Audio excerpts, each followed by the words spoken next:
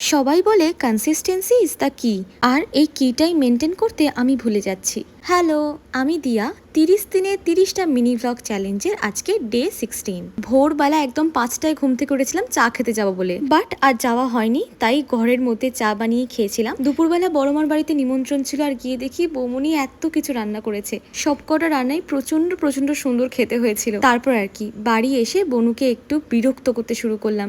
এত বিরক্ত করেছি ওকে, ওর মাথাটা আমি জাস্ট খারাপ করে দিয়েছি সেদিন। দেখো, আমার বোন আছে, ভাই তো নেই, তাই বোনকে একটু ভাই সাজালাম, কিন্তু খুব হাস্যকর দেখতে লাগছিল। আচ্ছা, তোমরা কারা কারা এরম বোনেদেরকে সারাক্ষণ বিরক্ত করে মারো বলো তো? এবার আসি মোদ্দা কথায়। সবাই বলে কোনো কাজ নাকি 21 দিন ধরে টানা করতে থাকলে সেটা আমাদের অভ্যাসে দাঁড়িয়ে যায়, কিন্তু দীর্ঘ 15 দিন ধরে টানা, যদিও এখন 21 দিন হয়নি, ডেলি ব্লগ বানানোর পরেও আমি ভুলে যাচ্ছি ক্লিপিং নিতে।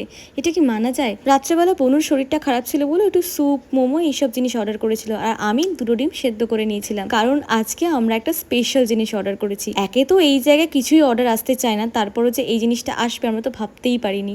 এই যে আমার সব থেকে প্রিয় জিনিস আরসালানের বিরিয়ানি, তার সাথে একটু স্যালাডও করে নিয়েছিলাম। এই বিরিয়ানি আমার মতো কার কার প্রিয় কমেন্টে জানিও, আর কালকের ভ্লগের জন্য প্লিজ ওয়েট করো। টাটা।